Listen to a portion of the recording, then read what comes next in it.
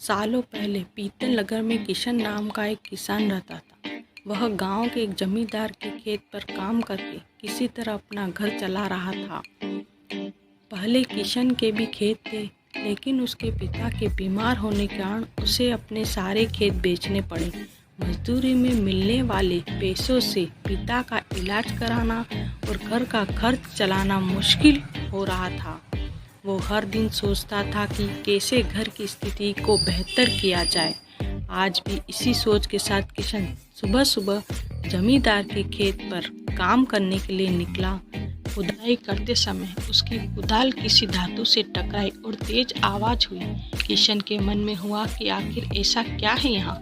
उसने तुरंत उस हिस्से को खोदा तो वहाँ से एक बड़ा सा पतीला निकला। पतीला देखकर किशन दुखी हो गया।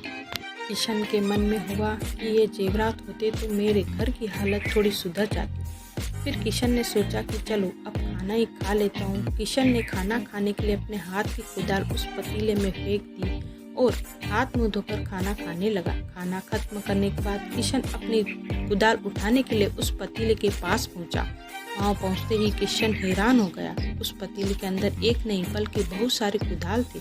उसे कुछ समझ नहीं आया। तभी उसने अपने पास रखी एक टोकरी को भी उस पतीले में फेंक दिया। वो एक टोकरी भी पतीले के अंदर जाते ही बहुत सारी हो गई। ये सब देखकर किशन खुश हो गया और उस जादुई पतीले को अपने साथ घर ले गया। वो हर दिन उस बर्तन में अपने कुछ औजार डालता और जब वो ज़्यादा हो जाती तब उसे बाजार जाकर बेच आता। ऐसा करते करते किशन के घर की हालत सुधरने लगी।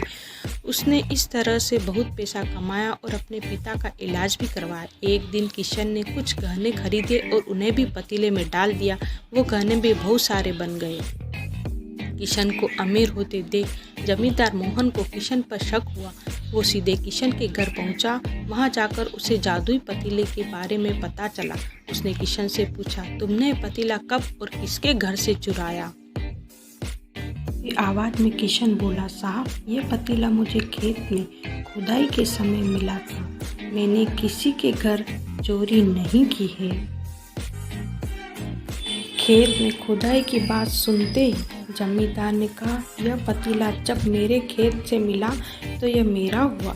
किशन ने जादुई पतीला ना लेकर जाने की बहुत मन्नत की, लेकिन जमींदार मोहन ने उसकी एक नहीं सुनी। वो जबरदस्ती अपने साथ वो जादुई पतीला लेकर चला गया।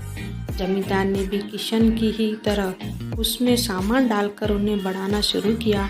एक दिन जमींदार ने अपने घर में मौजूद सारे गहने एक एक करके उस पतीले में डाल दिए और रातों रात बहुत अमीर हो गया। एकदम से जमींदार के अमीर होने की खबर पीतल नगर के राजा तक पहुंच गई। पता लगाने पर राजा को भी जादुई पतीले की जानकारी मिली।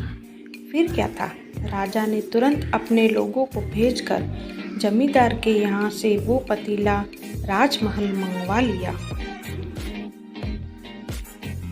राजमहल में जादुई पतीले के पहुंचते ही राजा ने अपने आसपास मौजूद सामान को उसमें डालना शुरू किया। सामान को बढ़ता देखकर राजा दंग रह गया। आखिर में राजा खुद उस पतीले के अंदर चला गया। देखते देखते उस पतीले से बहुत सारे राजा निकल आए। पतीले से निकला हर राजा बोलता, मैं पीतल नगर का असली राजा हूँ। तुम्हें तो इस जादुई पतीले ने बनाया है। ऐसा होते होते सारे राजा आपस में लड़ने लगे और लड़कर मर गए। लड़ाई के दौरान वो जादुई पतीला भी टूट गया। जादुई पतीले के कारण राजमहल में हुई इस भयानक लड़ाई के बारे में नगर में सबको पता चल गया। इस बात की जानकारी मिलते ही मजदूर किशन और जमींदार मोहन ने सोचा, अच्छा हुआ कि हमने उस जादुई पतीले का इस्तेमाल सही से किया। उस राजा ने अपनी मूर्खता के कारण अपनी जान खो दी। कहानी से सीख, जादुई पतीले की कहानी से दो सीख मिलती है। पहले की मूर्खता का अंत बुराई होता है। दूसरी यह कि हर सामान का इस्तेमाल संभल कर करना चाहिए, अति हानिकारक हो सकता है।